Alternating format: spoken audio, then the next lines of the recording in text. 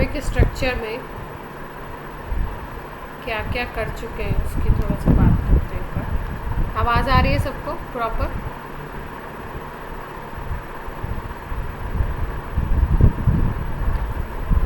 अभी तक हम लोगों ने बेसिक बातें करी हैं। बेसिक बातों में हमने क्या क्या किया अभी तक?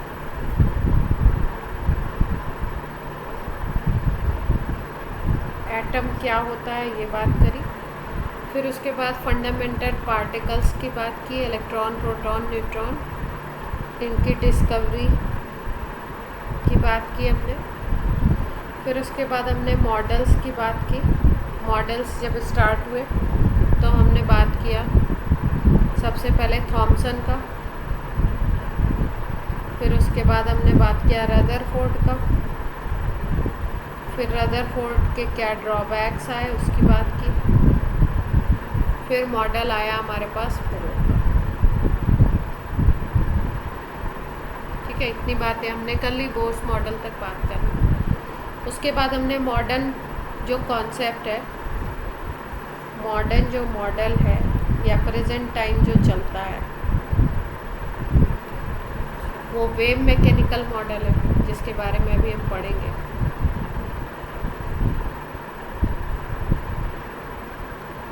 इस वेव मैकेनिकल मॉडल से क्या क्या चीज़ें पता चली, उसमें क्या क्या चीज़ें प्रूफ हुई, उसमें कुछ थ्योरीज हमने पढ़ ली। जैसे हमने पढ़ा डुअल नेचर,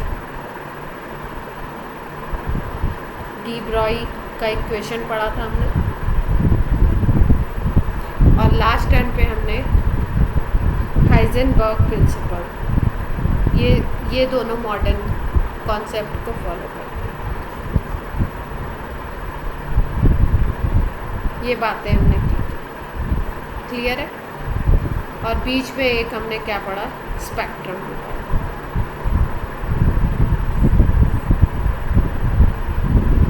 अब हम लोग आगे मॉडर्न थ्योरीज पढ़ेंगे और क्या मॉडर्न कॉन्सेप्ट दिए गए उनके बारे में पढ़ेंगे। उससे पहले हम लोग ये हाइजेनबर्ग पे कोई न्यूमेरिकल है कर लेते हैं इसको, फिर बात करते हैं।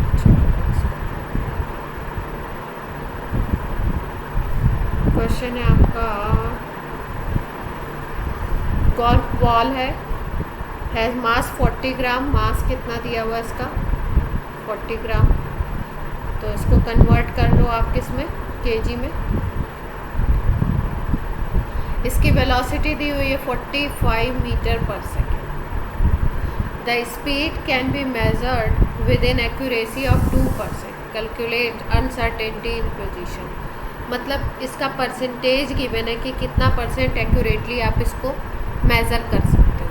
ठीक है, तो अगर 2% एक्यूरेसी है, इसका मतलब अगर हम डेल्टा वी की बात करें, जिसको हम बोलते थे अनसर्टेनिटी इन वेलोसिटी बोल सकते हैं, अगर इसकी वैल्यू हम निकालें तो ये आ जाएगी आपकी वेलोसिटी जो गिवन है डिवाइडेड बाय जो परसेंटेज है।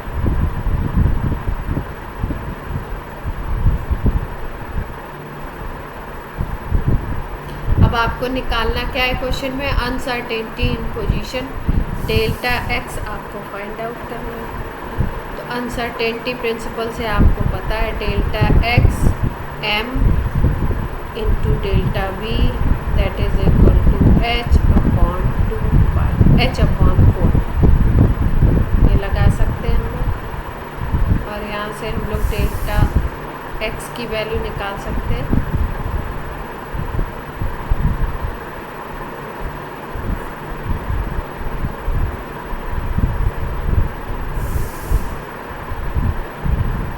सारी वैल्यूज़ को रख के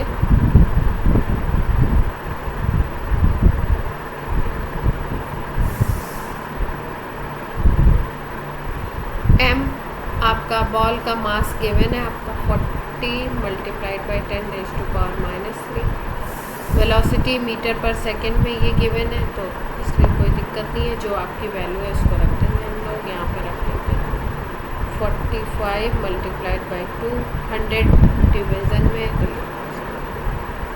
निकाल लेंगे आंसर, मीटर में आंसर। क्लियर है सबको?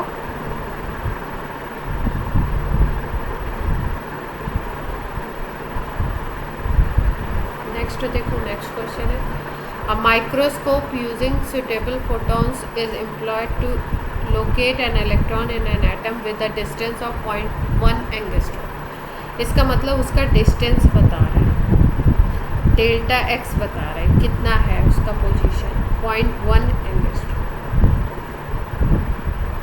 अगर मीटर में रखो तो 0.1 मल्टीप्लाइड बाई 10⁻⁻10 मीटर हो जाएगा। पूछ रहे हैं क्वेश्चन में uncertainty in velocity, measurement of velocity निकाल लेंगे, फॉर्मूला आपको पता ही है।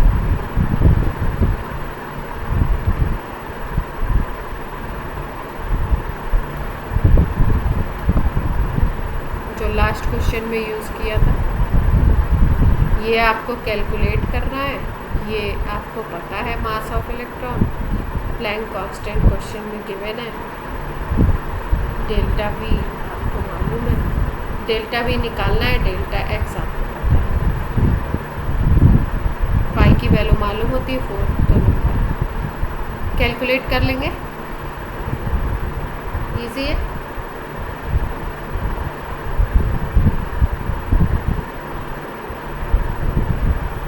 आयुष क्लियर हो रहा है? आयुष क्लास में है?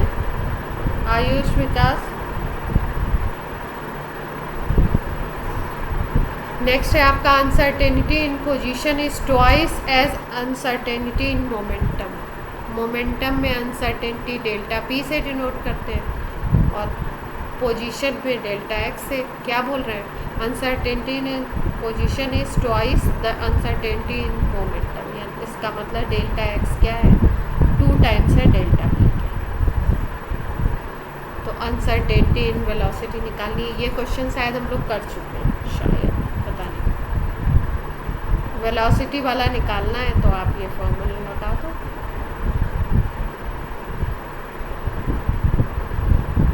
डेल्टा वी निकालना है तो आप क्या करो, delta x is equal to 2 delta P रखो।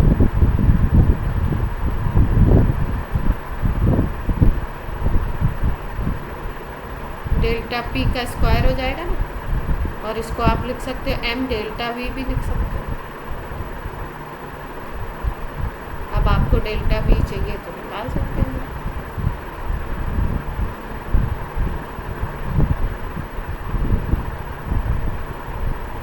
यहाँ पे आ गया एम स्क्वायर डेल्टा वी का स्क्वायर, एम स्क्वायर को नीचे ले आओ और डेल्टा वी आपको चाहिए तो वैल्यूज रख देंगे, क्योंकि बात हो रही है, किसकी बात कर रहे हैं, अनसर्टेनिटी पोजीशन। देखो यहाँ पे इनको वर्ड यूज़ करना चाहिए था इलेक्ट्रॉन, और अगर इलेक्ट्रॉन वर्ड यूज़ नहीं कर रहे हैं तो ऑप्शंस कुछ इस तरीके से दिए हुए। इलेक्ट्रॉन के लिए अगर निकालना है, कैलकुलेट करना है, तो फिर मास इलेक्ट्रॉन का रखेंगे, पाई की वैल्यू पता है, एच की वैल्यू आपको याद हो, वो रख दोगे और डेल्टा भी निकल आएगा। और हो सकता है ऑप्शन इस तरीके से वैल्यूज नहीं। हाँ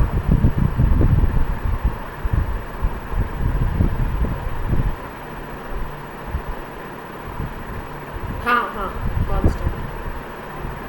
इसमें हम लोग ये मानते हैं कि जो आपका इलेक्ट्रॉन है ना, वैसे तो जो एक थ्योरी है, जो मॉडर्न थ्योरी है, एमएससी वगैरह क्लासेस में आपको पढ़ाई जाती है, मैथ्स में भी पढ़ोगे आप और इसमें भी पढ़ोगे, फिजिक्स में, केमिस्ट्री में, थ्योरी ऑफ रिलेटिविटी। ठीक है, तो रिलेटिविस्टिक थ्योरी जो कहती है वो ये कहती है कि जब इलेक्ट्रॉन मूव करता है ना तो उसका मास भी चेंज होता है। इलेक्ट्रॉन अगर वेव के फॉर्म में मूव कर रहा है तो उसका क्या होता है, मास भी चेंज होता है। लेकिन अगर आप मास को भी चेंज करोगे तो आप कभी भी रिलेशन नहीं निकाल पाओगे। तो साइंटिस्ट क्या करते हैं, किसी भी रिलेशन की या किसी भी पॉसिबिलिटी की कॉम्प्लेक्सिटी को तो बता देते हैं, लेकिन जब कैलकुलेशन करवाते हैं या कैलकुलेशन करते हैं तो एक सिंपल प्रोसीजर लेते हैं। ठीक है, क्योंकि अगर आप मास को भी चेंज करोगे तो क्या हो जाएगा, आप कैलकुलेट ही नहीं कर पाओगे। ठीक है, फिर उस पर्टिकुलर टाइम पर आपको मास की वैल्यू होना चाहिए। तो ये कांस्टेंट रिलेशन है जिसको आप यूज़ कर सकते हो, लेकिन इसको यूज़ किसके लिए करना है, केवल अनसर्टेनिटी के लिए ही है ये वैल्यू। h/4 पाई। ठीक है,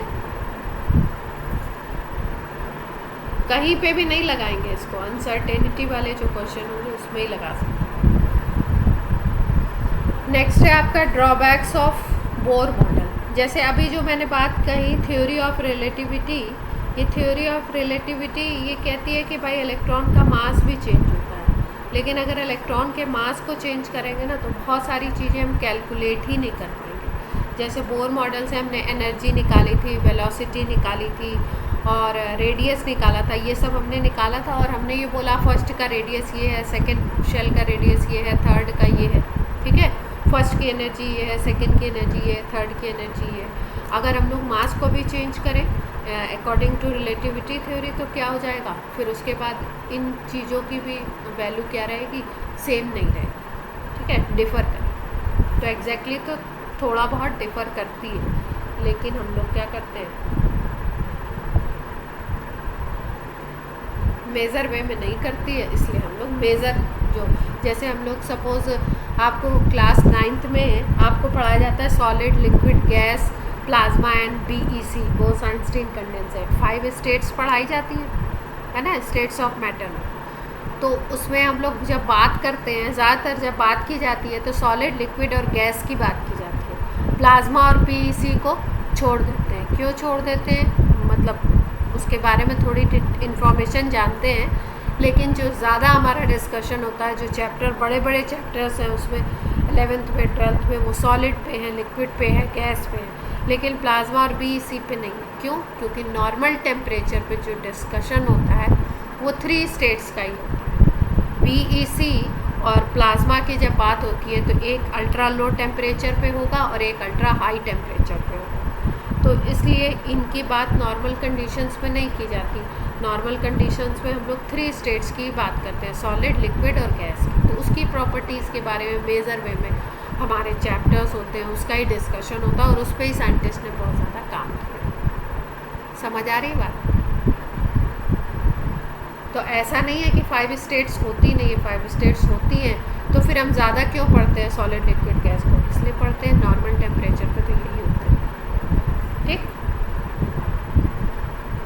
तो अब बात कर रहे हैं हम लोग कि भाई बोर का मॉडल आ गया, इतना सेटिस्फैक्ट्री मॉडल था, उसमें हमने बोला कि भाई इलेक्ट्रॉन सर्कुलर पाथ पे मूव कर रहा है, उसका मोमेंटम अगर निकालना चाहो तो mvr = nh/2 से हमारे पास क्या क्या पॉइंट्स थे इसके, अगर हम बोलें तो क्या क्या निकाला इन्होंने, जो पॉजिटिव पॉइंट थे वो क्या क्या बोला। सर्कुलर ऑर्बिट की बात की, फिर उसके बाद इन्होंने बोला कि उस सर्कुलर ऑर्बिट जो होंगे वो फिक्स होंगे, इसलिए उनको स्टेशनरी ऑर्बिट बोलते हैं, और उसमें उसका एंगुलर मोमेंटम इलेक्ट्रॉन का nh/2 होता है।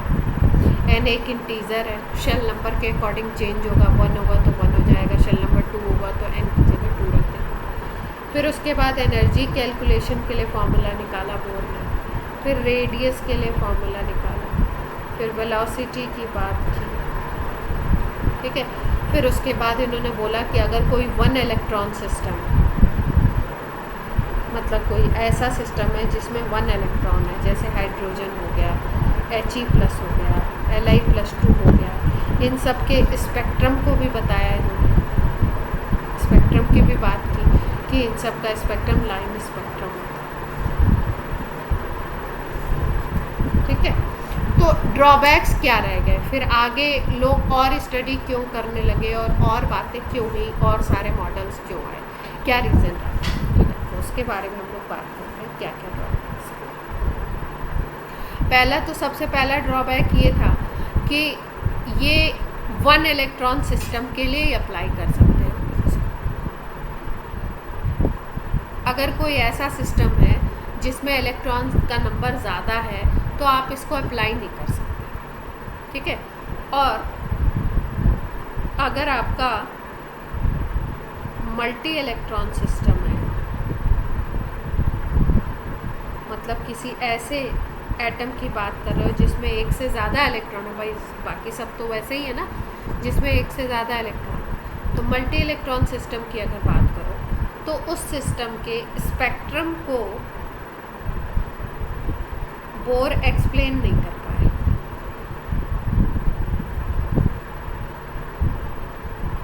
बोर का जो मॉडल था उस सिस्टम के स्पेक्ट्रम को एक्सप्लेन नहीं कर पा रहा था कि उसका स्पेक्ट्रम कैसा है। दूसरी बात, जब कोई आउटर मैग्नेटिक फील्ड लगाया गया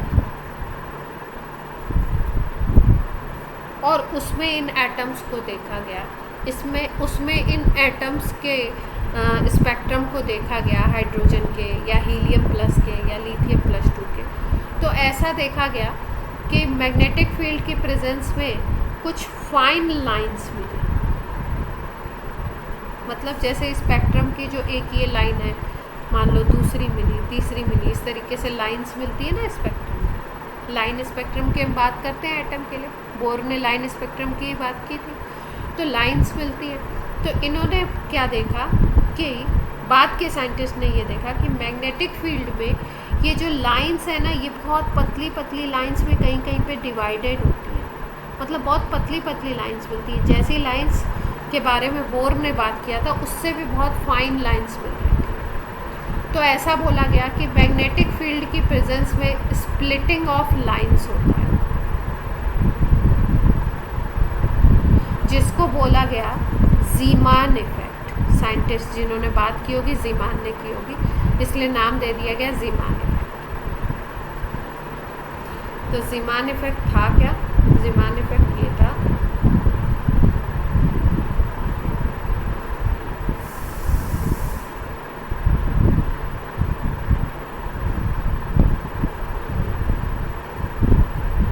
ज़ीमान इफेक्ट का मतलब है in presence of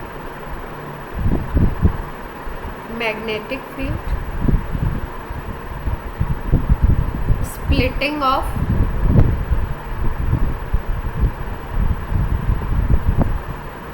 lines into fine lines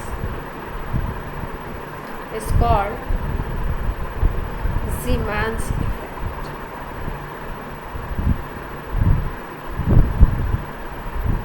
तो ये जो ज़ीमान इफेक्ट हो रहा था, पतली पतली और लाइंस मिल रही थी, इसका रीज़न पूछा गया इनसे। तो इसका रीज़न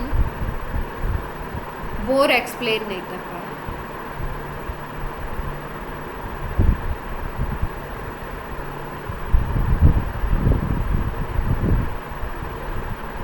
पूछा गया कि भाई आप बता रहे हो लाइन स्पेक्ट्रम में लाइंस मिल रही हैं, लेकिन कभी कभी ऐसा देखा जा रहा है कि मैग्नेटिक फील्ड जब अप्लाई कर दिया जाए तो उससे और पतली पतली लाइंस कहीं पे दिखाई देती है, फाइन लाइंस। तो ये क्या है, इसके बारे में कुछ नहीं बता पाए। फिर उसके बाद इलेक्ट्रिक फील्ड की प्रेजेंस में भी देखा गया कि फाइन लाइंस मिलती हैं स्पेक्ट्रम में, जो ओरिजिनल लाइंस है उनके अलावा इलेक्ट्रिक फील्ड्स की प्रेजेंस में भी स्प्लिटिंग होती है।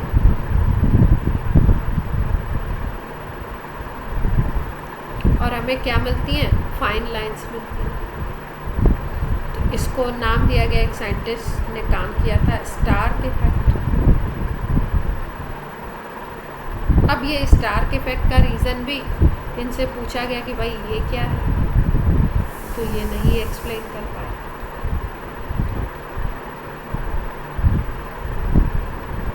भाई जैसे कोई भी साइंटिस्ट कोई डिस्कवरी करता है ना, तो उसके साथ साथ क्या होता था, क्या होता है एग्जैक्टली कि उसके साथ साथ जैसे किसी ने कोई चीज़ डिस्कवर करके बताई, तो उसके साथ और साइंटिस्ट जो होते हैं उस टाइम के, चाहे वो किसी और कंट्री के भी हो, कोई डिस्कवरी होती है तो वो क्या करते हैं, उसको वेरीफाई करने चलते हैं। मतलब वो भी एक्सपेरिमेंट करके देखते हैं कि अच्छा क्या हो रहा है, क्या हो रहा है, कैसे हो रहा है, इन्होंने जो बात बताई वो सही है या गलत है। तो इसको करने के चक्कर में बहुत सारे साइंटिस्ट फिर नई फाइंडिंग्स पर पहुंच जाते हैं। तो ये स्टार्क इफेक्ट और ज़ीमान्स इफेक्ट, ये नई फाइंडिंग्स थी और इसके बारे में पूछा गया बोर से कि आप इसका रीज़न एक्सप्लेन करिए, तो वो नहीं कर पाए। तो इसलिए भी इनका मॉडल क्या हो गया, फेल हो गया। तो बात समझ आई आपको? कुछ क्या क्या बातें थी? एक दो और थे, जैसे कि जो मॉडर्न कॉन्सेप्ट आए बाद में, जिसमें बताया गया डी ब्रॉई इक्वेशन, ठीक है, या जो बात की गई डुअल नेचर की, इसका एक्सप्लेनेशन भी नहीं था इनके पास। फिर उसके बाद मॉडर्न में एक कॉन्सेप्ट जो हम लोगों ने कल पढ़ा था, हाइजेनबर्ग्स प्रिंसिपल,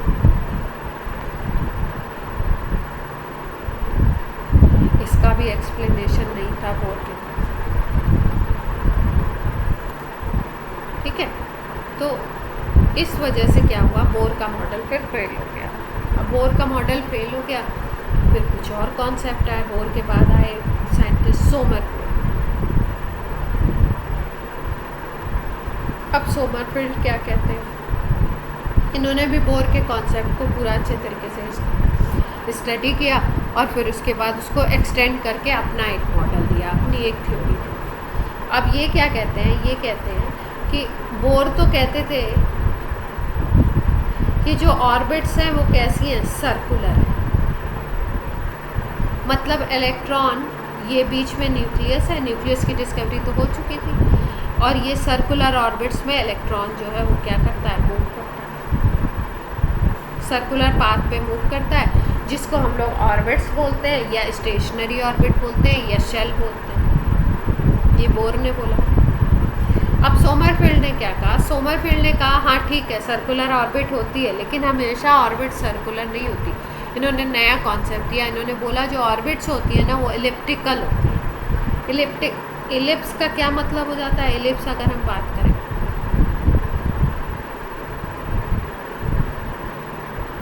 तो सर्कल में तो आप देख पाते हो कि सर्कल में क्या होता है, यहाँ से अगर आप रेडियस देखोगे तो इलेक्ट्रॉन कहीं पे भी हो ये रेडियस सेम रहेगा ना। इलेक्ट्रॉन का जो सर्कुलर पाथ है उसका रेडियस तो सेम रहेगा। अगर एक कोई सर्कुलर ऑर्बिट लेते हो, मान लो ये पहली ऑर्बिट है, ये दूसरी है, अगर हम दूसरी की बात करें तो इलेक्ट्रॉन यहाँ पे हो, यहाँ पे हो, यहाँ पे हो, किसी भी पोजीशन में हो, रेडियस सेम रहेगी। भाई सर्कल की रेडियस तो सेम ही रहेगी। लेकिन इलिप्टिकल अगर ऑर्बिट की बात कर दी गई तो इलिप्टिकल ऑर्बिट में आप देख रहे हो दो तरीके की रेडियस आपको मिल सकती है। भाई एक ये और एक ये, जिसकी रेडियस की लेंथ क्या हो रही है, चेंज हो रही है। अगर देख पा रहे हो, ये जो एक्सिस बताई गई, ये जो सोमरफेल्ड ने एक्सिस बताया, इसको बोला मेजर एक्सिस। दो एक्सिस बताया, और ये जो छोटी लेंथ वाला था सबसे, इसको क्या बोला, माइनर एक्सिस। तो सोमरफेल्ड ने बोला कि ऑर्बिट्स एग्जैक्टली कैसी होती हैं, इलिप्टिकल होती है, और बीच में उसके न्यूक्लियस होता है, और इलेक्ट्रॉन इन इलिप्टिकल ऑर्बिट्स में चक्कर लगाते हैं। यहाँ पे क्या है, न्यूक्लियस सेंटर। ठीक है, तो बोले फिर ये क्या है। अब ये बोल रहे हैं, सोमरफेल्ड ने बोला कि भाई इलिप्टिकल ऑर्बिट्स होती हैं, लेकिन इलिप्टिकल ऑर्बिट कन्वर्ट होती रहती है एक दूसरे में। मान लो एक बार ये इलिप्टिकल ऑर्बिट है, फिर ये दूसरी है, मान लो ये वाली, देख पा रहे हो सब लोग। एक मान लो ये है, रेड से मैंने जिसको किया, दूसरी मान लो ये वाली इलिप्टिकल है, तीसरी एक ये वाली इलिप्टिकल है। मैं पूरा नहीं दिखा रही उसको, एग्जैक्टली तो पूरा ही होगा। चौथी मान लो ये। अब ये जो चौथी को देख रहे हो आप, ये सर्कुलर हो गई ना, देख पा रहे हो। ये फोर्थ वाली ये सर्कुलर है। तो सोमरफेल्ड ने क्या कहा, सोमरफेल्ड ने बोला ऑर्बिट्स इलिप्टिकल होती हैं, लेकिन उसमें से कुछ ऑर्बिट्स कैसी होती हैं, सर्कुलर।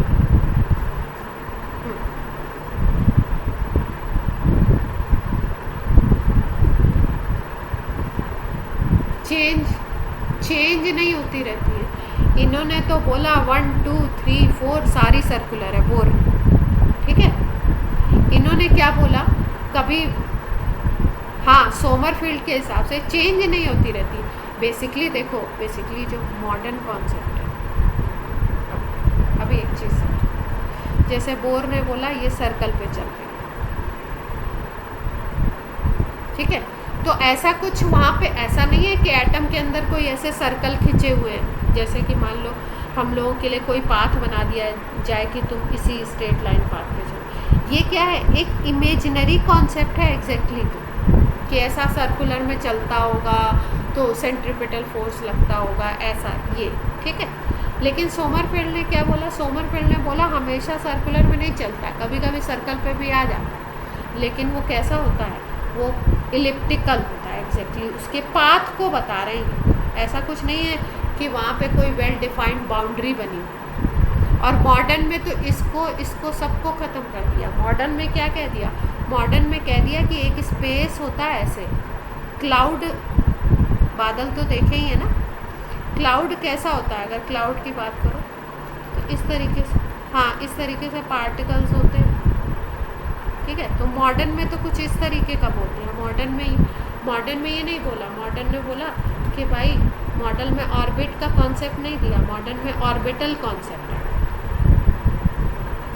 देखो कहाँ गया, एक डायग्राम था अच्छा सा,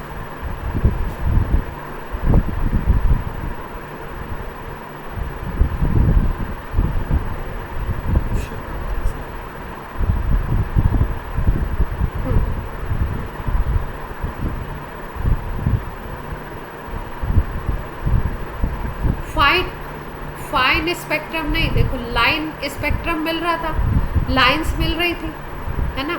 अब आपको एक पर्टिकुलर विड्थ की लाइन दिखाई दे रही थी स्पेक्ट्रम में, ठीक। उसके बाद क्या हुआ, जब कोई बाहर से इलेक्ट्रिक फील्ड लगाया गया या मैग्नेटिक फील्ड लगाया गया, तो ऐसा देखा गया कि जो विड्थ वाली मिल रही थी, कहीं कहीं पे ऐसी भी लाइंस मिल रही हैं जो उससे भी पतली पतली फाइन है बिल्कुल, ठीक है। जैसे मान लो इस तरीके की कोई लाइन हो,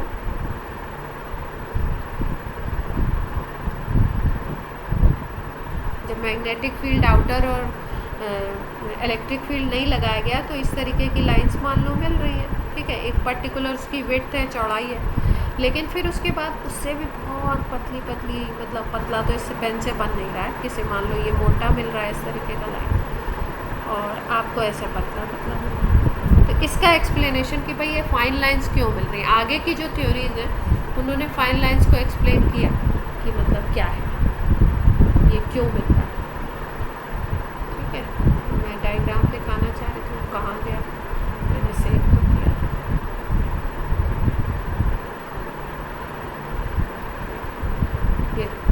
ये जॉन डाल्टन का था। जॉन डाल्टन ने क्या बोला, शुरू में बोला इस तरीके से ये एटम है, सर्कुलर है। फिर जे थॉमसन आए, जे थॉमसन ने वाटरमेलन मॉडल दे दिया। उन्होंने बोला कि पॉजिटिव चार्ज पूरा ऐसे इक्वली डिस्ट्रीब्यूटेड है, उसी में इलेक्ट्रॉन जो है कैसे एम्बेडेड होते हैं, जैसे वाटरमेलन में सीड्स होते हैं रेड पार्ट को। फिर रदरफोर्ड आ गया, रदरफोर्ड ने न्यूक्लियस की डिस्कवरी कर दी। इन्होंने बोला नहीं, पॉजिटिव पार्ट जो होगा ना वो बीच में होगा, सेंट्रलाइज होगा, और इलेक्ट्रॉन चारों तरफ होंगे, ठीक। फिर नील्स बोर आ गए। नील्स बोर ने सर्कुलर, अभी यहाँ एलिप्टिकल दिखाया गया, सर्कुलर ऑर्बिट्स की बात की। और फिर उसके बाद नील्स बोर ने ही सोमरफेल्ड के मॉडल को मिलाते हुए फिर मॉडर्न अपना एक नील्स बोर मॉडल दिया, जिसमें इन्होंने फिर इलिप्टिकल को एक्सेप्ट किया, सारे फैक्ट्स उनके देखे, सारे रिसर्च को देखा, और फिर उसके बाद फिर से नील्स बोर ने एक और मॉडल दिया जिसमें इन्होंने ये इलिप्टिकल, बेसिकली नील्स बोर ने पहले कैसा दिया था, सर्कुलर के लिए दिया था। फिर उसके बाद इन्होंने भी कंसीडर किया कि हाँ ये ऑर्बिट्स जो होती हैं वो कैसी होती हैं, इलिप्टिकल होती हैं, और कभी कभी ये सर्कुलर भी हो सकती है। कोई स्पेशल केस ऐसा भी हो सकता है जिसमें ये मेजर एक्सिस और माइनर एक्सिस इक्वल हो जाएं। ये मेजर एक्सिस है बड़ी वाली, और एक ये छोटी एक्सिस हो गई, ठीक है। जब मेजर और माइनर इक्वल हो जाएंगी तब वो ऑर्बिट क्या कहलाएगी, सर्कुलर। तो सोमरफेल्ड ने क्या बोला, सोमरफेल्ड ने बोला कि मैं जो कॉन्सेप्ट दे रहा हूँ उसमें ऑर्बिट्स इलिप्टिकल हैं, लेकिन एक केस ऐसा भी हो सकता है जिसमें मेजर और माइनर इक्वल हो जाए, तब वो ऑर्बिट कैसी हो जाएगी, सर्कुलर। क्लियर। और इसके बाद जो कॉन्सेप्ट आया वेव मैकेनिकल मॉडल, जिसमें वेव मान के बताया गया, उसमें ये देखो इन्होंने एरविन स्क्रोडिंजर ने दिया था, इन्होंने बताया कि भाई ये एक एरिया है, इस तरीके का कुछ नहीं है सर्कल और बाहर की तरफ कुछ नहीं, एक एरिया होता है न्यूक्लियस के चारों तरफ जहाँ पे इलेक्ट्रॉन के फाइंडिंग की प्रोबेबिलिटी मैक्सिमम होती है, और उसको इन्होंने बोला ऑर्बिटल, और फिर आया ऑर्बिटल कॉन्सेप्ट।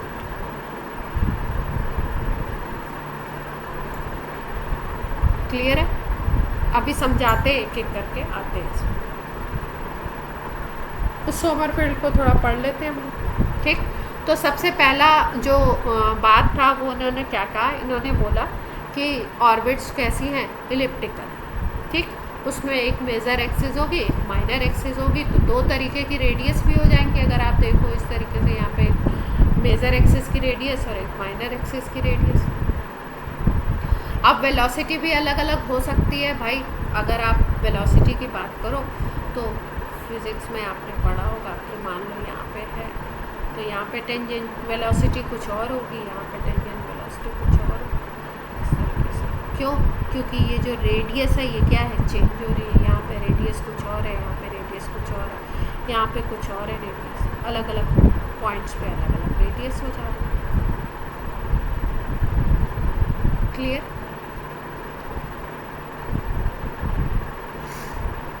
ठीक है। तो अब इन्होंने जो ये फाइन लाइन की बात की गई, fine structures of spectral line, ये सोमरफेल्ड ने बोला, और सोमरफेल्ड ने मॉडिफिकेशन किया बोर मॉडल ने, और क्या बोला कि भाई according to Sommerfeld, path of an electron around the nucleus in general is ellipse with the nucleus at one of the focus, and circular orbit is a special case of ellipse। मतलब ellipse होगा, और एक special case में ऐसा हो सकता है जब मेजर माइनर दोनों को इक्वल कर दो तो वो सर्कुलर बन जाएगा।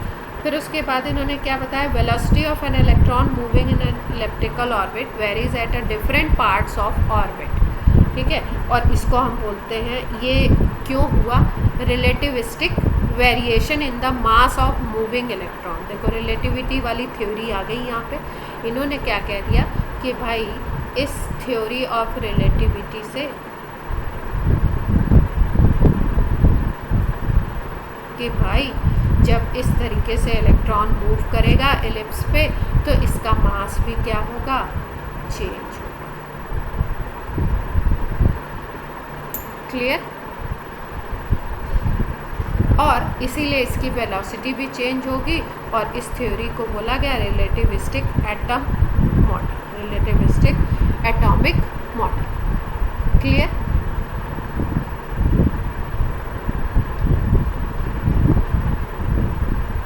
अब ये बता रहे हैं भाई कि डिस्टेंस अलग अलग होगा, सर्कल पे चलेगा तो अलग होगा, एलिप्स पे चलेगा तो डिस्टेंस अलग अलग होगा इलेक्ट्रॉन का, तो इस पे एंगल ऑफ रेवोल्यूशन भी अलग अलग होंगे, distance of electron from nucleus भी चेंज होगा, ठीक है। तो इसमें कुछ नए कॉन्सेप्ट दिए गए।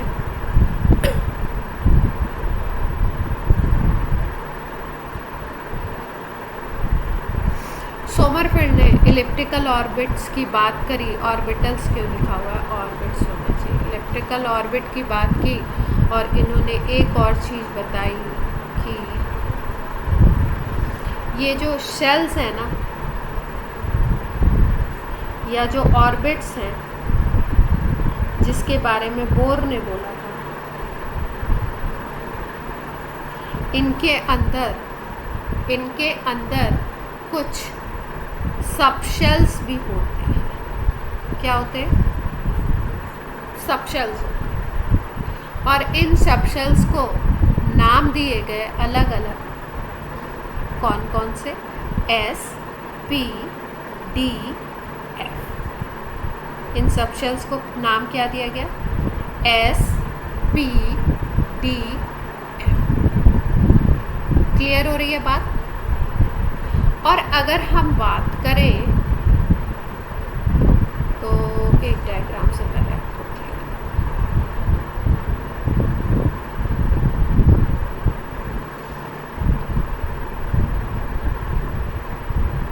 थोड़ा बाद तक की बात बता देते हैं।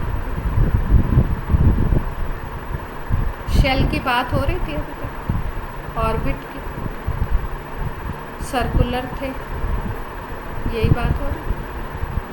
अब सोमर, ये शेल को इंट्रोड्यूस किया था किसने? नील्स बोर ने। अब सोमरफेल्ड ने किसको इंट्रोड्यूस कर दिया? सब शेल।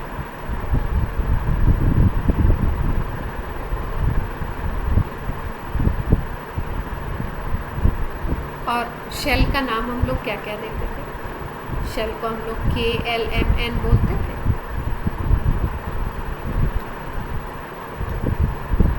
या shell number 1, shell number 2, shell number 3, 4, 5 ऐसे एंड सो ऑन, इस तरीके से बोलते थे शेल। अब सोमरफेल्ड ने सब शेल का कॉन्सेप्ट दिया और सब शेल को कैसे बोला? SPDF। ठीक है, ये जो SPDF, अब आप बोलेंगे ये एकदम से ABCD ये सब चीज़ों को छोड़ के S पे कैसे पहुँच गए? तो ये SPDF जो टर्म्स दिए गए थे ये स्पेक्ट्रल लाइंस की बेसिस पे थे।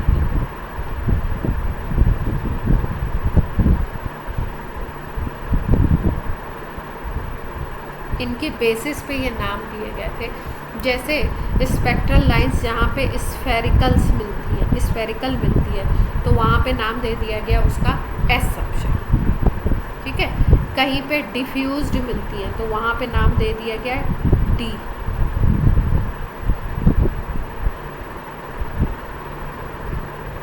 कहीं पे प्रिंसिपल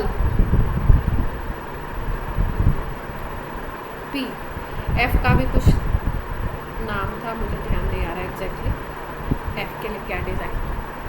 तो ये और ये आपका देखा गया। हाँ, इस तरीके की लाइंस शायद फंडामेंटली था, पर मैं एक बार चेक करूँगी तो इतना ज़्यादा अच्छा। तो SPDF सब शेल की बात कर दी इन्होंने कि भाई जो शेल होते हैं उनके अंदर सब शेल्स प्रेजेंट होते हैं, सोमरफेल्ड ने ये बोला।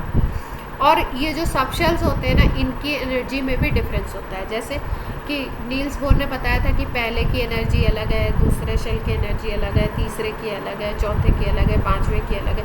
सबकी एनर्जी हम लोग इस फॉर्मूला से निकालते थे नील्स बोर। इलेक्ट्रॉन वोल्ट, ठीक है, फर्स्ट शेल रखोगे, पहला 1 रखोगे तो हाइड्रोजन के लिए इतनी एनर्जी आती है, फिर दूसरे के लिए अलग वैल्यू, तीसरे के लिए अलग, चौथे के लिए अलग वैल्यू आती है। इसी तरीके से इन्होंने बोला कि ये जो सब शेल्स होते हैं ना, इनकी एनर्जी में भी थोड़ा थोड़ा डिफरेंस होता है, ज़्यादा डिफरेंस नहीं होता। इनकी एनर्जी में तो ज़्यादा डिफरेंस होता है 1, 2, 3 शेल की एनर्जी में, लेकिन इनकी एनर्जी में भी थोड़ा सा डिफर करती है।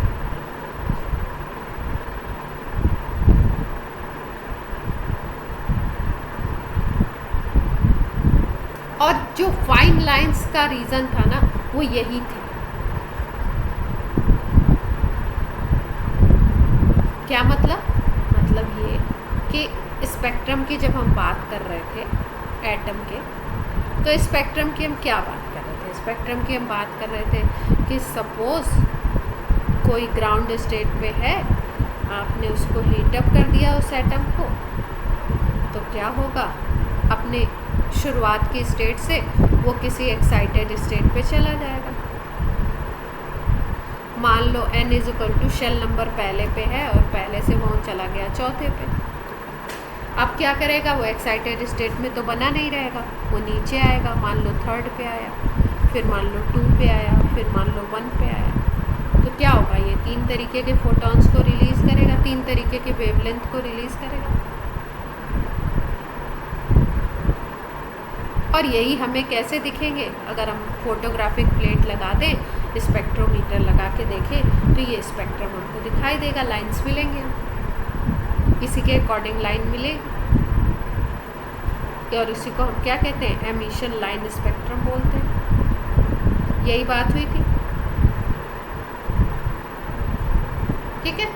अब 3rd से मान लो 2nd पे आता है, तो 3rd और 2nd की एनर्जी में जितना डिफरेंस है, उतना डिफरेंस ये क्या करता है? रेडिएशन के फॉर्म में एमिट करता है।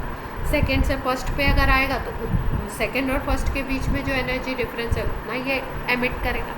ये बात हमने करी थी स्पेक्ट्रम में कि इस तरीके से स्पेक्ट्रम हमको मिलता है।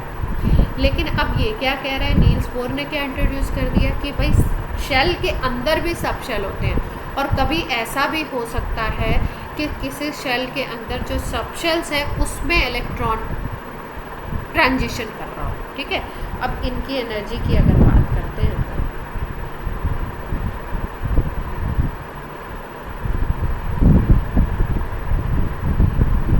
ध्यान से समझो, मतलब अभी थोड़ा सा हो सकता है तुम्हें कंफ्यूजिंग लग रहा हो, लेकिन जब एक एक बात सारी बता दूंगी तो आपको थोड़ा कोरिलेट कर पाओगे, समझ पाओगे। इसलिए ये अभी सोमरफेल्ड के मॉडल को रोकते हुए मैं बेसिक बात समझा। तो अब इन्होंने क्या बोला कि शेल के अंदर क्या है, सब शेल है, और सब शेल कौन कौन से हैं, एस, पी, टी, एफ, और इनकी एनर्जी में भी डिफरेंस है। तो एनर्जी भी देखी गई तो एस की एनर्जी सबसे कम, पी की उससे ज़्यादा, और डी और एफ की सबसे ज़्यादा।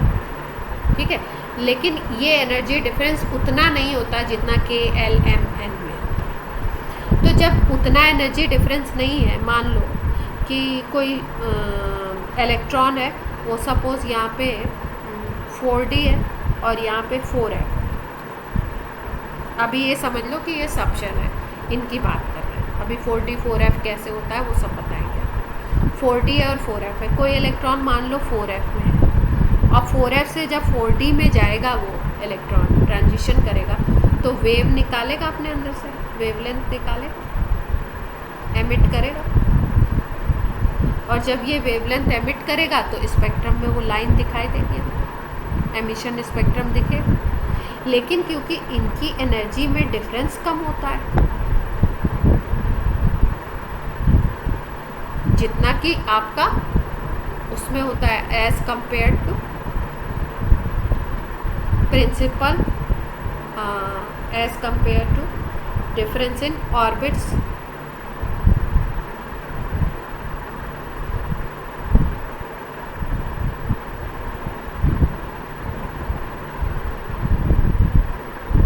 जैसे हम बोले कि फोर्थ शेल से अगर इलेक्ट्रॉन थर्ड शेल पे जा रहा है,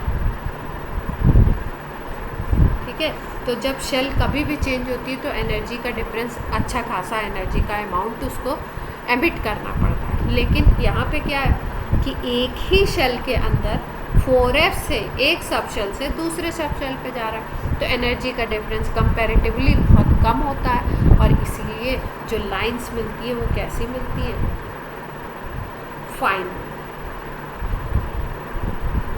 क्लियर हुई कुछ बात? मतलब ये जो लाइंस की विड्थ होती है वो किसको डिनोट करती है, वो एनर्जी डिफरेंस को डिनोट करती है। तो जब शेल टू शेल ट्रांजिशन होता है इलेक्ट्रॉन का, एक शेल से दूसरे शेल पे, तो क्या होता है, आपको थिक लाइन मिलेगी जो एग्जैक्टली जो देखने को मिलती है। लेकिन जब हम लोग इसको मैग्नेटिक फील्ड और इलेक्ट्रिक फील्ड में हम लोग इसको देखते हैं तो जो आपके सबशेल्स के ट्रांजिशन है वो भी दिखाई देने लगते हैं कहीं कहीं पे, और जो सबशेल्स के ट्रांजिशन है उनमें एनर्जी का डिफरेंस कम होता है, इसलिए वो जो लाइंस मिलती हैं वो कैसी मिलती हैं, फाइन लाइंस। क्लियर हुई बात?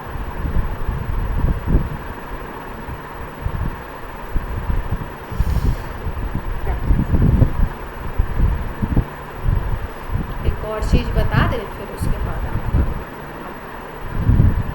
ये बता रहे थे आपको, ये यहाँ पे रुक गया।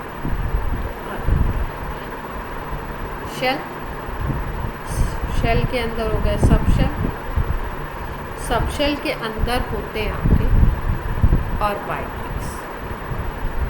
अब ये मॉडर्न कॉन्सेप्ट में ऑर्बिटल्स आएंगे, इनके बारे में पढ़ेंगे अब हम लोग। और ऑर्बिटल्स के अंदर अपना बैठा होता है कौन, जो सारे खेल दिखाएगा, इलेक्ट्रॉन। ठीक है, तो शेल का अगर मान लो नंबर है n, तो सब शेल का नंबर भी होगा n, और ऑर्बिटल्स का नंबर होगा n², और इलेक्ट्रॉन का नंबर होगा 2n²। ये है number of shell. Number of shell ना कह के हम शेल नंबर भी कह सकते हैं, नंबर ऑफ शेल अभी भी नहीं बता रहे। 1 2 3 4 कोई भी जो नंबर है शेल, उस शेल में कितने नंबर ऑफ सब शेल होंगे, और उस सबशेल में कितने नंबर ऑफ ऑर्बिटल्स होंगे और उसमें कितने नंबर ऑफ इलेक्ट्रॉन प्रेजेंट होंगे, ये इससे हम लोग निकाल सकते हैं। अगर आपको शेल नंबर पता है तो उसमें सबशेल कितने होंगे वो बता सकते हो, ऑर्बिटल कितने होंगे वो बता सकते हो, इलेक्ट्रॉन कितने होंगे वो बता सकते हो। फॉर एग्जांपल अगर एग्जांपल लें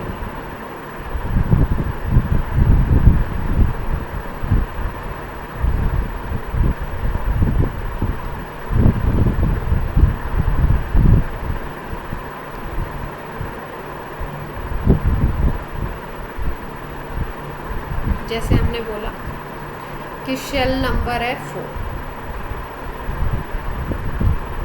या लैंग्वेज आपकी 4th शेल, ठीक है। तो इस 4th शेल में सब शेल कितने होंगे, ऑर्बिटल्स कितने होंगे ये आपसे पूछा जाए, या नंबर ऑफ इलेक्ट्रॉन कितने होंगे ये पूछा। तो कैसे निकाल सकते हैं, शेल नंबर जो भी होगा उतने ही सब शेल होंगे। अगर चौथा शेल है तो उसमें 4 ही सब शेल। ऑर्बिटल्स कितने होंगे क्या बताया था मैंने, ये शेल नंबर होता है, n से डिनोट करते हैं शेल नंबर को, तो सब शेल n के इक्वली होता है और ऑर्बिटल्स हो जाते हैं n स्क्वायर। तो 4 का स्क्वायर कर देंगे कितना आ जाएगा 60। इसका मतलब जो अपनी चौथी शेल है उसमें ऑर्बिटल्स होते हैं 60। और अगर इलेक्ट्रॉन की बात करो तो इलेक्ट्रॉन आते हैं 2n स्क्वायर, तो आपका ये आ जाएगा 30। इसका मतलब जो चौथा शेल होता है उसमें टोटल इलेक्ट्रॉन कितने होते हैं 30। क्लियर हुई बात।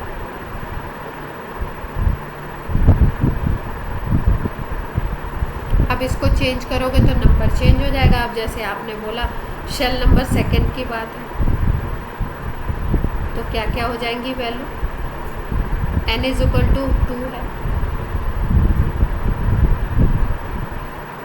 तो सब शेल कितने होंगे इसमें, n ही होंगे 2। ऑर्बिटल्स कितने होंगे, कितने नंबर होगा ऑर्बिटल्स का, n स्क्वायर 4 आ गए। और इलेक्ट्रॉन कितने हो जाएंगे उसमें 2n स्क्वायर 8 हो जाएगा। इसका मतलब सेकेंड शेल में टोटल इलेक्ट्रॉन कितने होते हैं 8। अब किसी भी शेल में सब शेल ऑर्बिटल और इलेक्ट्रॉन निकाल लेंगे आप अगर आपको शेल नंबर पता है।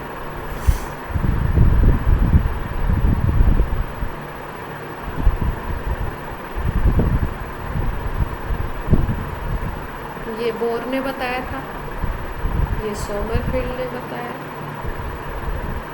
और ये ऑर्बिटल कॉन्सेप्ट मॉडर्न कॉन्सेप्ट है, ये वेव मैकेनिकल मॉडल से पता चला।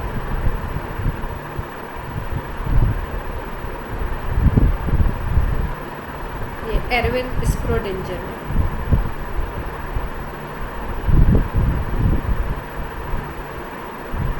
इसको हम लोग MSc वगैरह की क्लासेस में पढ़ते हैं डिटेल में, अभी बताएंगे इसके बारे में भी, लेकिन ज़्यादा नहीं, थोड़ा बताएंगे।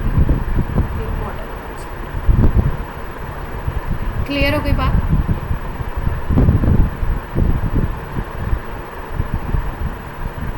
तो ये सारा SPDF sharp principal diffuse fundamental ये इस पे नाम दिए गए हैं। फिर subshell were considered had to capacity of 2, 6, 10 and 14 electron respectively. मतलब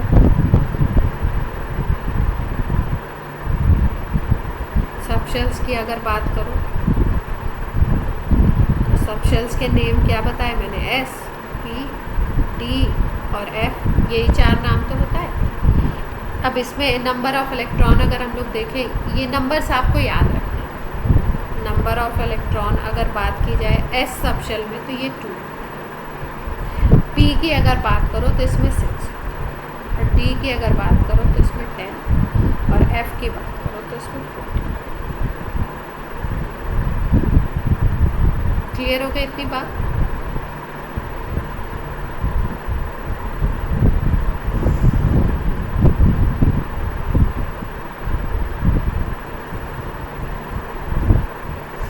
और बाद में सोमरफेल्ड जो मॉडल दे के गए उस मॉडल को नील्स बोर ने फिर से स्टडी किया और स्टडी करके उन्होंने फिर से एक नया मॉडल दे दिया। उसमें उन्होंने इलिप्टिकल कॉन्सेप्ट को कंसीडर किया।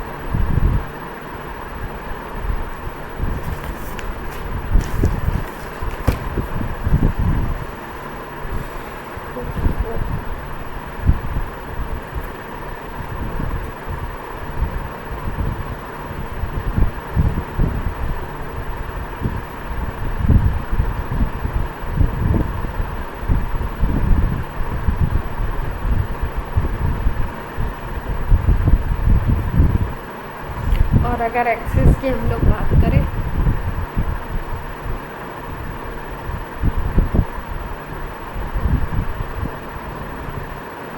इसको मेजर एक्सिस बोला था इस पूरे को। ए बी को हमने क्या बोला था? Major axis. और सी डी को हमने क्या बोला था? Minor axis. ठीक है, अगर इनकी लेंथ हमको पता हो, मान लो ये ए है, अगर हमको बी ओ लेंथ पता है, सपोज बी ओ है आपकी ए और डी ओ की अगर डिस्टेंस बोले ये है मान लो बी, तो इसको हम बोलते हैं सेमी मेजर और इसको बोलते हैं सेमी माइनर।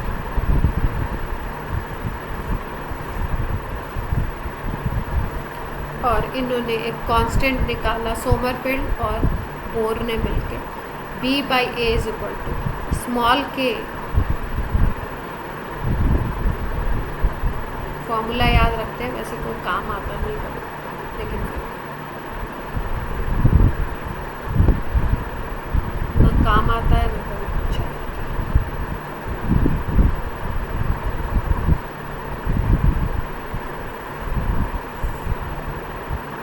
क्लियर है?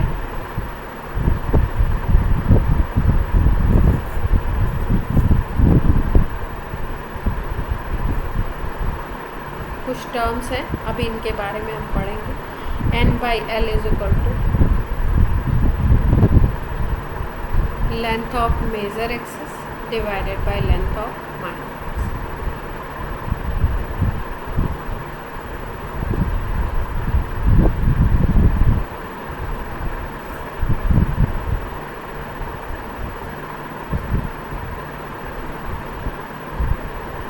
इतनी बातें थी सोमरफेल्ड।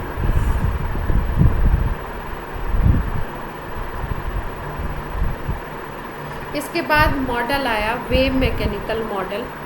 ठीक है, वेव मैकेनिकल मॉडल में सारी चीज़ों को कंसीडर किया गया। कौन कौन सी चीज़ों को कंसीडर किया गया इसमें वेव मैकेनिकल मॉडल में?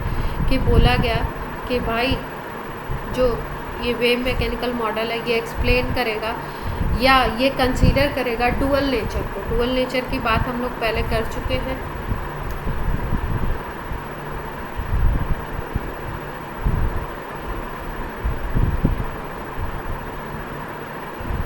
वेव मैकेनिकल मॉडल, जैसा कि आपको नाम से पता चल रहा है, वेव और मैकेनिक्स दोनों की बात हो रही है। और मैकेनिक्स में ज़्यादातर बात किसकी करी जाती है? पार्टिकल की बात की जाती है। और वेव की तो बात, वेव अगर वो टर्म यूज़ किया गया तो वेव की बात हो रही है। इसका मतलब ये मॉडल किसको कंसीडर करेगा? Dual nature. मतलब इलेक्ट्रॉन में कैसा नेचर है? पार्टिकल नेचर भी है, पार्टिकल की तरह भी बिहेव करेगा। और इलेक्ट्रॉन कैसे बिहेव करेगा? एक वेव की तरह भी बिहेव। इसको कंसीडर करते हुए एक मॉडल बनाया किसने? एरविन स्क्रोडिंजर ने। कुछ फाइंडिंग्स की जिसमें वेव माना इसको, और वेव मान करके कुछ फाइंडिंग्स इन्होंने निकाली, जिसके बेसिस पे एक कॉन्सेप्ट आया जिसको हम बोलते हैं ऑर्बिट। अभी इनका स्क्रोडिंजर की इक्वेशन है उसको भी डिस्कस करेंगे।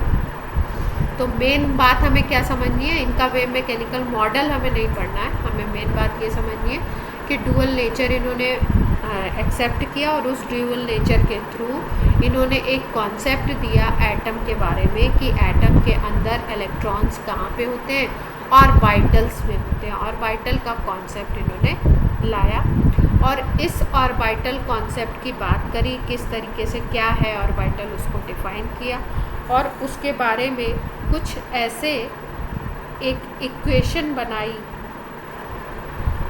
जिसको स्क्रोडिंजर इक्वेशन कहते हैं, जिसकी प्रूविंग वगैरह एमएससी जो लोग केमिस्ट्री वगैरह से करते हैं उसमें आता है, या एमटेक वगैरह करते हैं उसमें। तो प्रूविंग या उससे मतलब नहीं, हम तो इक्वेशन पढ़ लेंगे। और स्क्रोडिंजर इक्वेशन में कुछ वैल्यूज़ को पुट करके इन्होंने 4 नंबर्स निकाले। इम्पॉर्टेंट है, 4 नंबर्स इन्होंने कैलकुलेट किए स्क्रोडिंजर ने। ये जो 4 नंबर्स थे for electron of any atom, in 4 special numbers को बोला गया क्वांटम नंबर्स। मतलब किसी भी इलेक्ट्रॉन के लिए 4 ऐसे स्पेसिफिक नंबर होंगे जो जिनको बोला जाएगा क्वांटम नंबर। और ये क्वांटम नंबर्स का कॉन्सेप्ट आया कहाँ से? स्क्रोडिंजर की वेव मैकेनिकल मॉडल से। और इन्होंने जो इक्वेशन बनाई थी उसको सॉल्व किया, कुछ वैल्यूज़ को रख के उसके सॉल्यूशन के फॉर्म में 4 नंबर्स आए। किसी भी एक इलेक्ट्रॉन के लिए किसी भी एटम में 4 नंबर्स डिफाइन किए गए और ये जो 4 नंबर्स हैं इनको नाम दिया गया क्वांटम नंबर। और मोटी मोटी बात अगर समझी जाए तो आप ऐसे भी लिख सकते हो कि आप बोल सकते हो it is complete information about electron. मतलब ये जो क्वांटम नंबर्स अगर किसी इलेक्ट्रॉन के बारे में आपको पता है तो मतलब आपको उसकी कंप्लीट इंफॉर्मेशन पता है। समझ आई बात कुछ? तो पहले हम लोग पढ़ेंगे ऑर्बिटल और उसके बाद हम लोग पढ़ेंगे क्वांटम।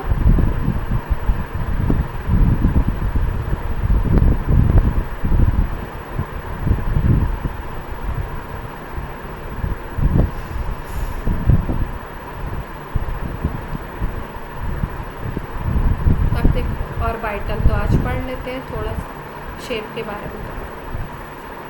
ऑर्बिटल के बारे में क्या बोला? ऑर्बिटल के बारे में बोला कि भाई इलेक्ट्रॉन जो है ना ये न्यूक्लियस के चारों तरफ एक पर्टिकुलर एरिया में प्रेजेंट होता है। ठीक है, जैसे सपोज एक एग्जांपल आपको ऐसे ही बता रहा हूँ। सपोज ये आपका स्कूल है, ठीक है, ये प्लेग्राउंड है, ये आपके स्कूल का एडमिन ब्लॉक, एडमिनिस्ट्रेशन ब्लॉक, ये आपके ऐसे रूम्स हैं जहाँ पे स्पेसिफिक यहाँ पे एग्ज़ाम, ठीक है, और इधर जो भी स्कूल में और चीज़ें होती है। अब मान लो एग्ज़ामिनेशन टाइम चल,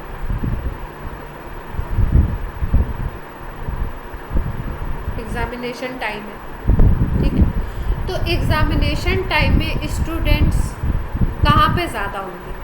कहाँ पे स्टूडेंट्स का नंबर ज़्यादा होगा? अगर प्रॉपर पूरे स्कूल का एग्ज़ामिनेशन टाइम है तो क्या स्टूडेंट्स एडमिन ब्लॉक में दिखेंगे ज़्यादा, या प्लेग्राउंड में ज़्यादा दिखेंगे, या किसी और जगह पे ज़्यादा दिखेंगे? क्या सबसे ज़्यादा सबसे ज़्यादा स्टूडेंट्स कहाँ पे दिखेंगे? इस एग्ज़ामिनेशन के जो रूम्स हैं वहीं पे दिखेंगे। स्टूडेंट का नंबर मैक्सिमम कहाँ पे होगा उस टाइम पे? भाई छुट्टी हो गई, लंच हो गया, वो सब अलग बात है, ठीक है। तो स्टूडेंट्स का जो मैक्सिमम नंबर होगा उस एग्ज़ामिनेशन टाइम पे वो कहाँ पे होगा?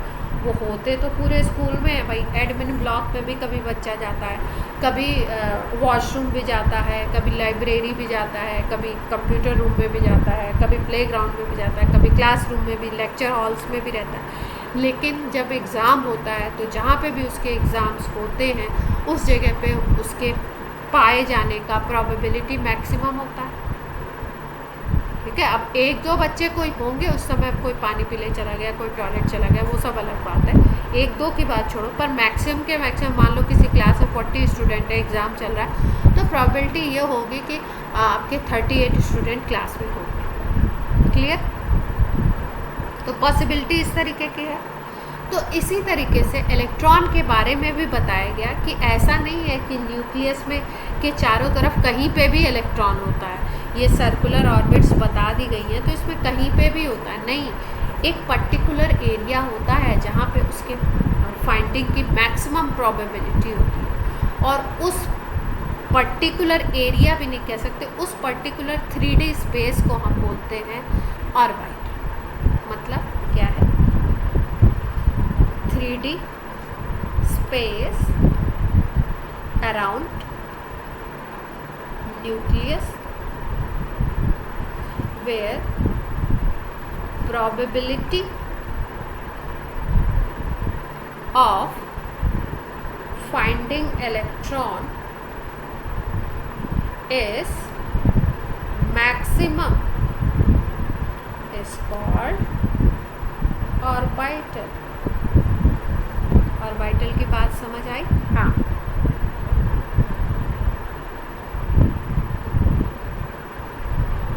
देखो ना 3D से 2D, 2D से 3D पे आ गए। सर्कल की बात कर रहे हैं, सर्कल एग्जैक्टली 2D होता है, 3D थोड़ी होता है। और ये क्या कह रहे हैं? हाँ,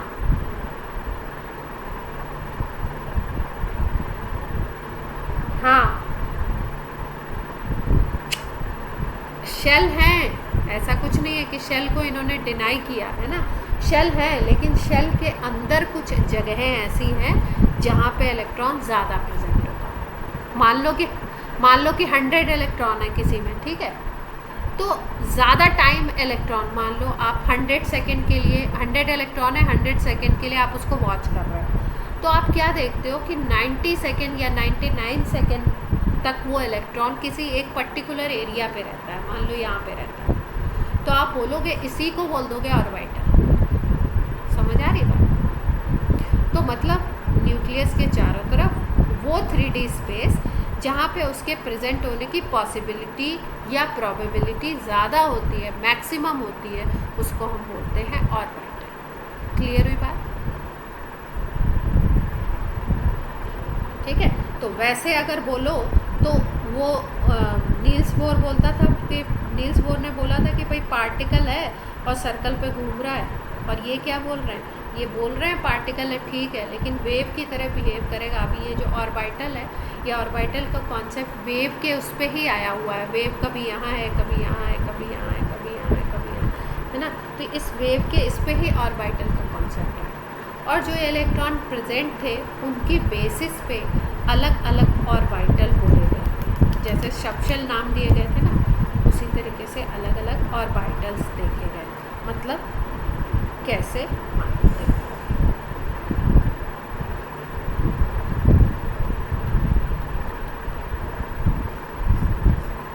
जैसे मान लो कभी इन्होंने देखा कि ये न्यूक्लियस है और न्यूक्लियस के चारों तरफ ये एक स्फेरिकल रीजन है। अब 2D में तो ये स्फेयर कैसे दिखेगा, ये समझो, जैसे बॉल जैसा है, बॉल स्फीयर होती है ना, ऐसे रीजन में अगर इलेक्ट्रॉन प्रेजेंट है, इस तरीके से न्यूक्लियस बीच में और ऐसे इलेक्ट्रॉन्स प्रेजेंट है यहाँ पे, मतलब मैक्सिमम इनके चांस है। तो ये जो स्फीयर लाइक था, इसको इन्होंने नाम दिया एस ऑर्बिटल। अब मान लो न्यूक्लियस है ये बीच में, और कुछ इस तरीके का स्ट्रक्चर इसने बनाया। ये कोई बाउंड्री नहीं है, ये दिखाया जाता है, लेकिन ऐसा बाउंड्री है नहीं स्पेशल। अगर इस तरीके का कुछ लीफ लाइक दिख रहा है, मतलब इलेक्ट्रॉन इस तरीके से प्रेजेंट है कि वो जो स्पेस बन रहा है ना, वो किस तरीके का दिख रहा है हमें, लीफ लाइक दिख रहा है। तो इसको हम बोलते हैं पी ऑर्बिटल या डंबल भी बोलते हैं इसको।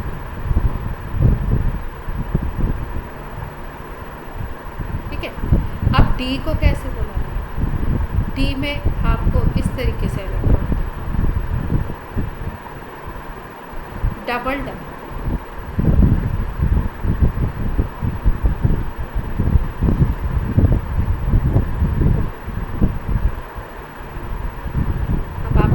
एफ भी था क्या? हाँ, एफ भी ऑर्बिटल था, लेकिन इसका स्ट्रक्चर कॉम्प्लिकेटेड होता है, इसलिए इसको ड्रॉ नहीं किया जाता, बताया।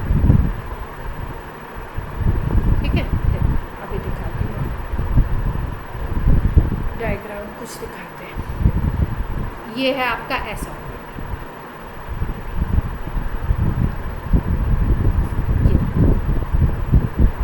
पी देखो, पी इस तरह,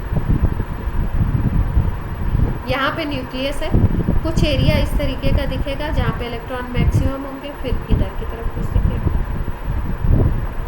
अब आप बोलोगे कि ये पी इस तरीके के, कहीं पी एक्स लिखा है, कहीं पी वाई लिखा है, पर कहीं पी जेड लिखा हुआ है, ऐसा क्यों लिखा है? ऐसा इसलिए लिखा है क्योंकि पी ऑर्बिटल्स के इलेक्ट्रॉन 3 एक्सिस पे हमें दिखते हैं, उसकी बेसिस पे हम इसको 3 नाम देते हैं कि ये 3 तरीके के हो सकते हैं, एक को पी एक्स, दूसरे को पी वाई और तीसरे को पी जेड। बस इसमें ये याद रखना आप कि ऑर्बिटल में हम लोग ऐसे एक्स वाई एक्सिस जो मैथ्स में लेते हैं या साइंस में कहीं पे भी लेते हैं, वो हम ये वाली एक्सिस को एक्स लेते हैं, फिर ये वाली को वाई लेते हैं और एक तीसरी लेते हैं जिसको हम लोग जेड बोलते हैं।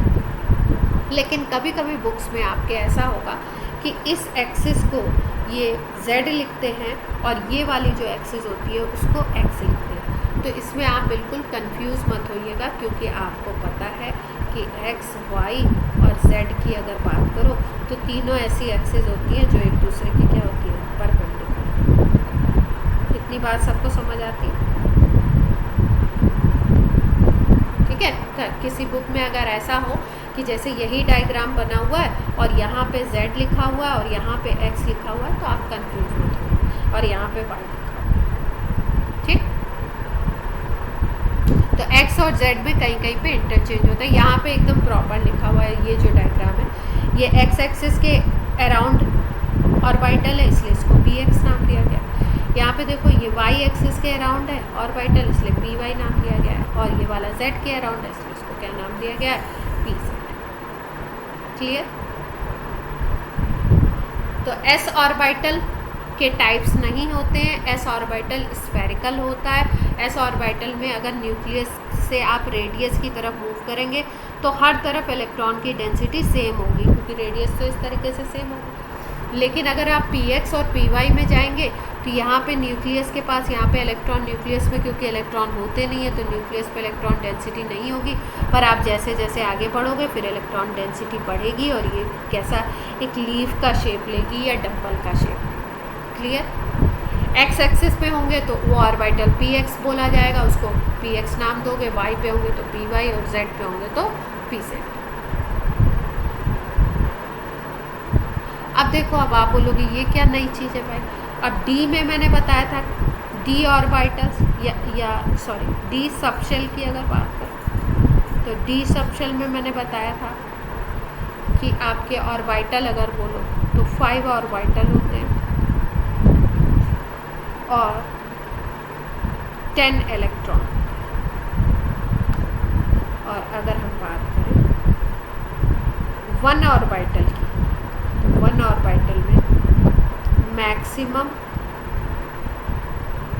2 इलेक्ट्रॉन्स रह सकते। ऑर्बिटल को हम लोग इलेक्ट्रॉन की जब फिलिंग करेंगे तो ऑर्बिटल को हम लोग इस तरीके से, ये डायग्राम बार बार नहीं दिखाएंगे, हम एक ब्लॉक से दिखाएंगे। ये एक ब्लॉक जो है ना, इसको हम 1 ऑर्बिटल बोलते हैं। एक सिंपली रिप्रेजेंटेशन होता है, इसमें मैक्सिमम 2 इलेक्ट्रॉन रह सकते हैं। ठीक है, तो ये जो ब्लॉक है इसको क्या बोलते हैं? ऑर्बिटल। तो अगर डी सबशेल की बात करोगे तो इसमें 5 ऑर्बिटल होते हैं। अगर इसको हम इनको ब्लॉक के टर्म्स में, क्योंकि बार बार ऐसे हम लीफ बना के किसी भी एटम के इलेक्ट्रॉन्स को डिनोट नहीं कर सकते, ये डायग्रामेटिक रिप्रेजेंटेशन है, इसमें बहुत टाइम लगता है, तो बहुत सारे कैलकुलेशंस के लिए हम ऑर्बिटल को ऐसे ब्लॉक बना देते हैं। अब कहीं पे इस तरीके से लिखा हुआ है 1 2 3 4 5 ब्लॉक्स बने हुए हैं, इसका मतलब ये डी सबशेल की बात की जा रही है। इसमें 5 डी ऑर्बिटल्स हैं और 5 में एक में 2 मैक्सिमम हो सकते हैं, तो 5 में मैक्सिमम कितने हो जाएंगे? 10 भर सकते हैं। तो डी सबशेल की अगर बात करो तो मैक्सिमम कितने इलेक्ट्रॉन भर सकते हैं हम इसमें? 10। ठीक है। अब ये जो 5 टाइप के ऑर्बिटल्स हैं इनके अलग अलग नाम हैं, जैसे p में px py pz इस तरीके से था, वैसे ही इसमें अलग अलग नाम दिए गए। एक को बोलते हैं dxy, दूसरे को बोलते हैं dyz, तीसरे को बोलते हैं dxz, चौथे को बोलते हैं dx² - y² और पांचवें को बोलते हैं dz²। नाम क्लियर हुए? अब कल हम लोग नेक्स्ट जो क्लास होगी इसमें हम लोग पढ़ेंगे नोड क्या होता है, नोडल प्लेन क्या होता है, और ये जो अलग अलग तरीके के स्ट्रक्चर दिखाई दे रहे हैं, इसमें ये प्लेन दिखाया गया, इसमें ये प्लेन, ये सब इनका क्या मीनिंग है इसकी बात करेंगे।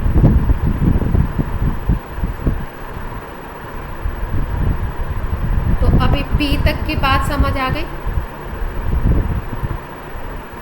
डी को भूल जाते हैं अभी के लिए। पी तक की बात समझ आ गई कि एटॉमिक ऑर्बिटल वो स्पेस है न्यूक्लियस के चारों तरफ जहाँ पे इलेक्ट्रॉन के प्रेजेंट होने की पॉसिबिलिटी मैक्सिमम होती है, और इसको हमने डिवाइड किया एस में और पी में। एस स्फेरिकल होता है, एस को इसीलिए हम लोग नॉन डायरेक्शनल भी बोलते हैं क्योंकि इसमें सारे डायरेक्शन में इलेक्ट्रॉन सेम स्पेस कवर कर रहा है, लेकिन P X P Y P Z directional होते हैं। डायरेक्शनल इसलिए बोलते हैं इनको क्योंकि px में x एक्सिस के अलॉन्ग ज़्यादा होगी प्रोबेबिलिटी इलेक्ट्रॉन की, py में y एक्सिस के अलॉन्ग और pz में z एक्सिस के अलॉन्ग ज़्यादा होगी। x और y पे होंगे इलेक्ट्रॉन लेकिन बहुत कम। क्लियर? ठीक है। अब यहाँ पे ये जो कुछ चीज़ें लिखी हुई है एटॉमिक ऑर्बिटल के बारे में लिखी हैं जो मैंने बताई आपको। आज की क्लास ऑफ की जाए। आज का पीडीएफ और लास्ट टर्न का पीडीएफ मुझे भेजना है ना, आपका जो टेस्ट का। चलो।